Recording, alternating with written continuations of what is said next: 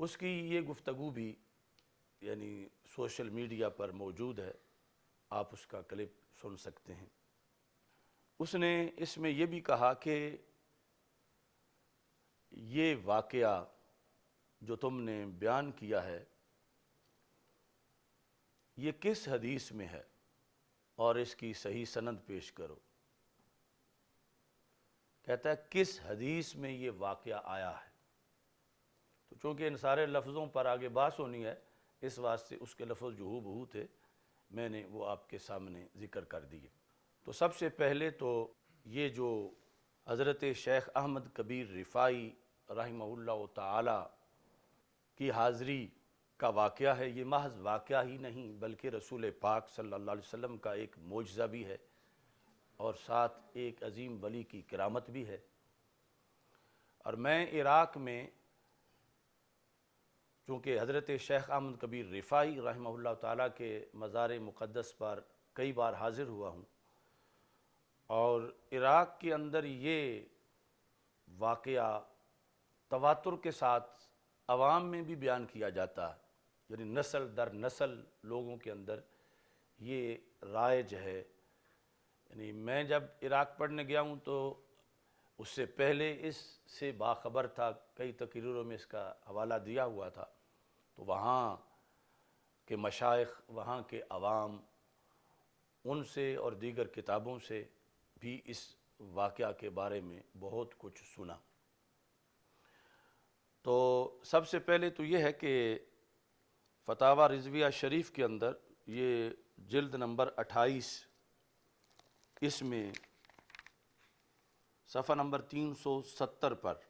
اعلیٰ حضرت فاضل بریلوی رحمۃ اللہ علیہ نے امام سیوطی رحمہ اللہ تعالیٰ کے حوالہ سے اس کا ذکر کیا کہ جس وقت سید احمد کبیر رفاعی رحمہ اللہ تعالیٰ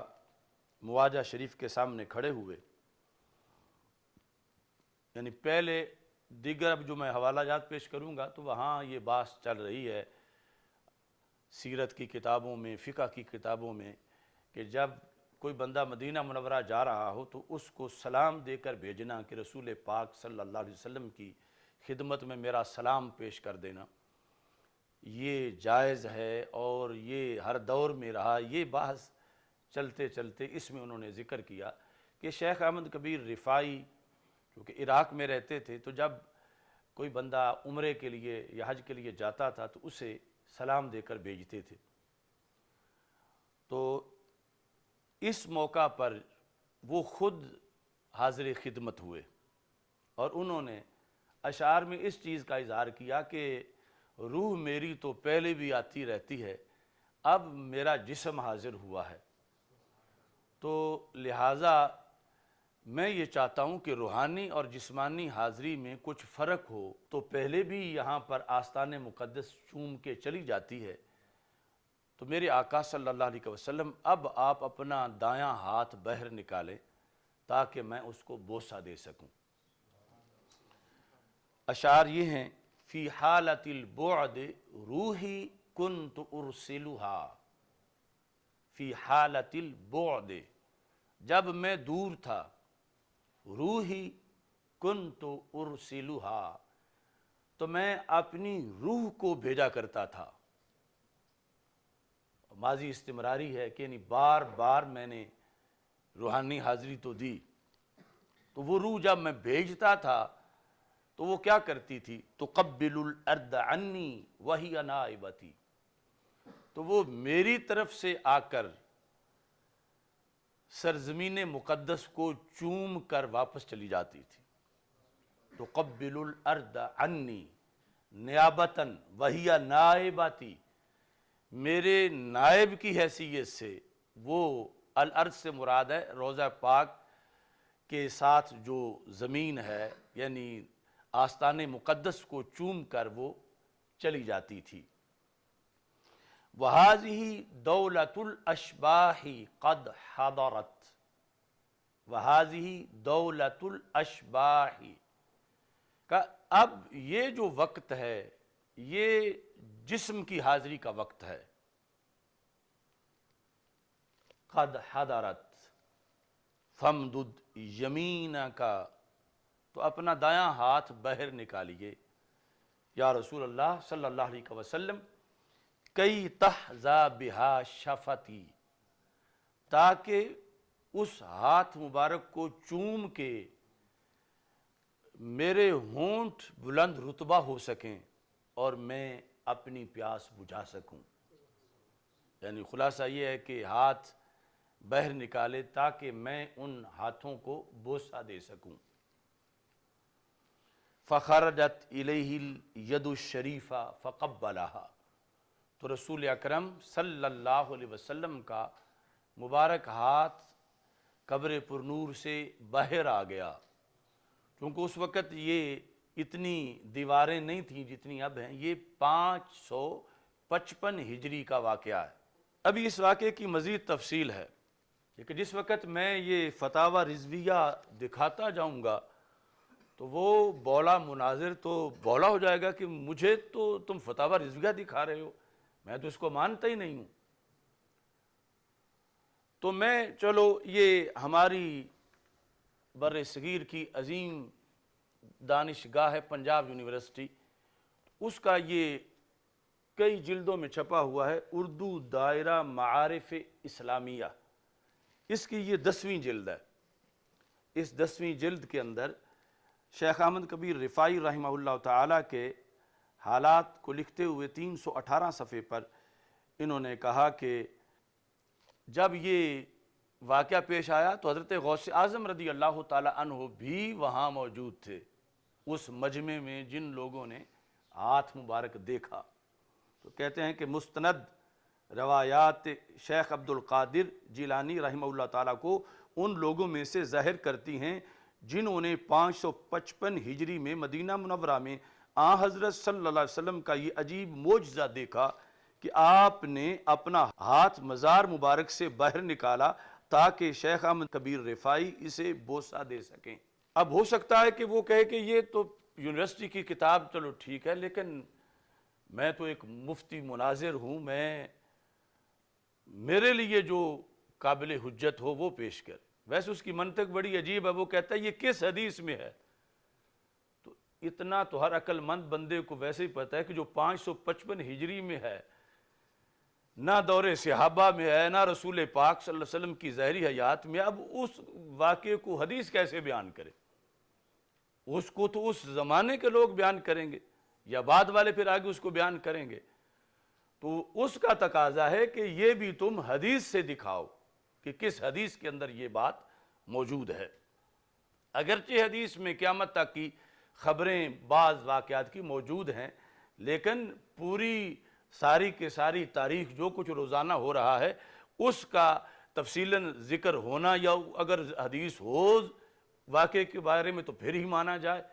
تو یہ تو کوئی قانون نہیں۔ اب حضرت شیخ احمد کبیر رفاعی کو تو یہ بندہ مانتا ہے کہ دنیا میں ایک شخصیت ایسی ہوئی ہے، تو ذکر تو ان کا بھی حدیث میں نہیں ہے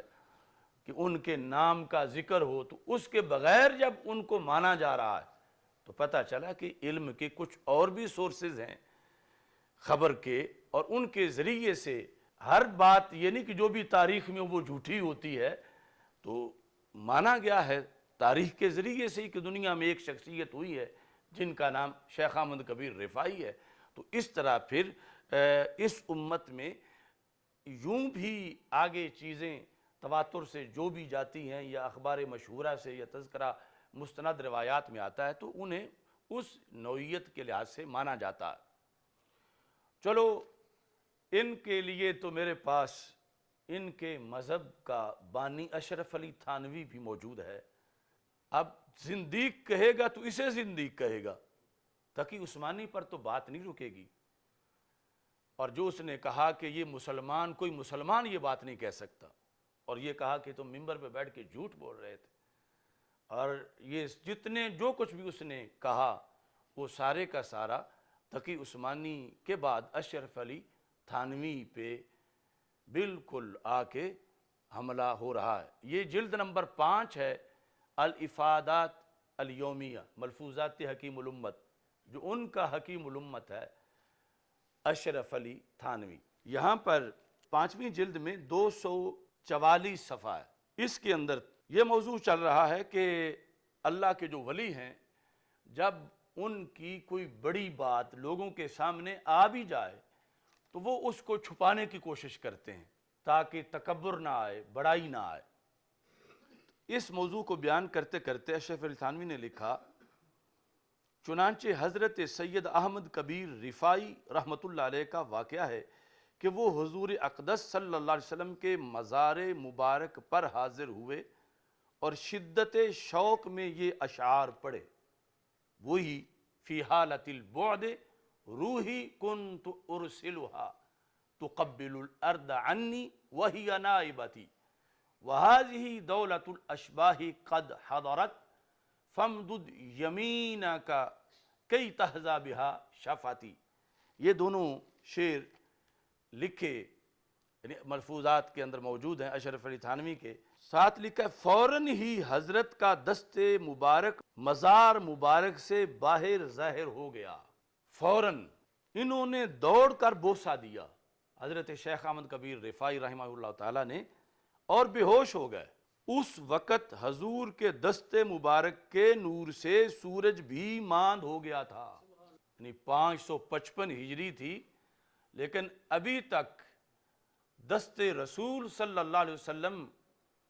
کی روشنی اتنی تیز تھی کہ جب قبر مبارک سے ہاتھ مبارک باہر آیا تو دن دہاڑے سورج کی روشنی پر ہمارے آقا صلی اللہ علیہ وسلم کے ہاتھ کی روشنی غالب آ گئی۔ اب اس نے بکروی نے بلا وجہ اس کا رد نہیں کیا، یعنی ان کے تو مسلک کی ہر بنیاد اس پر زلزلہ آتا ہے کہ پہلے یہ کہ رسول پاک صلی اللہ علیہ وسلم سن لیتے ہیں، سن کے سمجھ لیتے ہیں، پھر جو کوئی اپنی گزارش کرتا ہے سرکار پوری بھی کر دیتے ہیں، اور پھر جو یہ دن رات کہتے ہیں کہ معاذ اللہ ہم جیسے بشر ہیں، ہم جیسے بشر ہیں، مٹی کے ہیں، تو اس عقیدے کا رد ہے کہ یہ تو ہاتھ مبارک 555 ہجری میں بھی اتنا چمک رہا تھا کہ اس کی روشنی سورج کی روشنی پر غالب آ گئی۔ اشرف علی تھانوی کہتا ہے کہ اس وقت 90,000 آدمی کا مجمع تھا، یعنی اس کے راوی اتنے زیادہ ہیں۔ مسجد نبوی شریف میں چونکہ حج کا موقع تھا تو 90,000 کا مجمع تھا، جس میں بڑے بڑے کتب اور غوث ابدال اوتاد بھی موجود تھے۔ حاضرین میں سے ایک بزرگ سے پوچھا گیا کہ اس وقت تم کو کچھ رشک ہوا تھا، یعنی یہ کیا تمہارے اندر بھی ہے کہ کاش کہ میرے لیے بھی رسول پاک صلی اللہ علیہ وسلم کا ہاتھ مبارک باہر نکلتا؟ تو ان بزرگ نے جواب دیا کہ میں بیچارہ کیا چیز ہوں، اس وقت تو فرشتے رشک کر رہے تھے۔ یعنی یہ اشرف علی تھانوی نے مزید وضاحت کر دی اس واقعے کی کہ فرشتے بھی رشک کر رہے تھے۔ پھر جس وقت سید احمد کبیر رفاعی رحمۃ اللہ علیہ کو ہوش آیا، اندیشہ ہوا کہ میں کہیں مخلوق کی نظر میں بڑا نہ ہو جاؤں، تو تمام 90,000 کے مجمع کو اللہ کی قسم دے کر فرمایا کہ میں زمین پر لیٹتا ہوں، سب میرے اوپر سے پھاند کر جائیں تاکہ یعنی میں عاجز بن جاؤں کہ میرے اوپر سے تم گزرو گے تو یہ بظاہر جو بڑائی ہے، میرا تکبر ختم ہو جائے گا، جو اندیشہ ہے کہ کہیں پیدا نہ ہو۔ تو کثرت سے لوگ ایسے بھی تھے جو اس طرح گزرے، مگر بعض بزرگ ایسے تھے جنہوں نے یہ کہا کہ ہم اگر ایسا کرتے تو ہم پر خدا کا قہر نازل ہو جاتا۔ یہ ہے بزرگوں کی شان، کیا ٹھکانہ ہے۔ اب یہ اشرف علی تھانوی ادارہ تالیفات اشرفیہ بیرون بورڈ گیٹ ملتان کی یہ چھپی ہوئی 5ویں جلد، اور اس کے اندر یعنی جس بنیاد پر یہ تقی عثمانی کو زندیق کہہ رہا ہے اور کہہ رہا ہے کہ مسلمان یہ بات نہیں کر سکتا، اور کہا کہ یہ جھوٹ ہے، تو وہ بات بلکہ کچھ اضافے کے ساتھ اشرف علی تھانوی کے ہاں سے بھی برآمد ہو گئی۔ تو یہ اصل میں یہ ہر ان کا جو بعد والا جنم ہوتا ہے وہ پہلو سے گمراہی میں فاسٹ آتا ہے. یعنی وہ جب اشرف علی تھانوی بول رہا تھا تو ظاہر ہے کہ اس کو بھی اپنے نظریات سارے سامنے تھے کہ میں کیا کہہ رہا ہوں. پھر جس نے لکھا چھاپا سب کچھ، اور اسی بنیاد پر تقی عثمانی نے بیان بھی کر دیا. لیکن یہ جو ان کے اندر مماتی گروپ ہے، مماتی، اب فضائے اہل سنت میں ڈرون مماتیوں کا سامنے آیا ہے، تو یہ جو مماتی گروپ ہے ان کو اب یہ بھی برداشت نہیں. چلو کسی نے بیان کر دیا ان میں سے تو چپ کر جائیں، یہ آگے کہتے ہیں کہ یہ مسلمان تو بیان ہی نہیں کر سکتا، اور یہ کہ یہ زندگی ہے اور تم جھوٹ بول رہے ہو، تمہیں شرم آنی چاہیے، تم آخرت کی فکر کرو اور تم اس سے توبہ کرو، اور یہ کس حدیث میں آیا ہے. اب اس صورتحال کے پیش نظر ہم نے ان کو آئینہ دکھانے کے لیے اشرف علی تھانوی پیش کر دیا ہے. اب قانون کے لحاظ سے تو ہمیں اور کسی حوالہ کو پیش کرنے کی ضرورت ہی نہیں کہ وہ اشرف علی تھانوی سے کلیئر ہو کے پھر ہماری طرف آئیں، اس پہ سارے فتوے لگائیں اور ان کی صراحت کریں. اور جو تقی عثمانی کو رجوع کی دعوت دی، اب یہ تو رجوع بھی نہیں کر سکتا، تو اس کے بعد پھر کوئی شوق ان کو ہو مناظرے کے چیلنج کا یا واہیات بولنے کا، کیونکہ وہ بظاہر اس کو حیات کہتے ہیں لیکن ہے واہیات، پھر جو ہے وہ آگے بڑھے. مگر ہمارے پاس اللہ کے فضل سے اس کے بہت زیادہ حوالہ جات، یعنی امت میں جو چیزیں سینہ بسینہ یا تحریراً رائج ہوئیں جن کو امت مانتی ہے. اب یہ دیوبند والے کیا اپنے بزرگوں کی یا 5ویں صدی کے لوگوں کی 6ٹھی صدی کی کیا وہ حدیث کی سند ان کی لے آتے ہیں یا وہاں سے سند کو اپنے تک ڈھونڈتے ہیں؟ روزانہ جمعے میں جو کچھ بیان کرتے ہیں جن ذرائع کی بنیاد پر وہ بیان کرتے ہیں اس سے تو بڑے ذرائع اس بات کے موجود ہیں اور بڑے بڑے ائمہ نے اس کو ذکر کیا.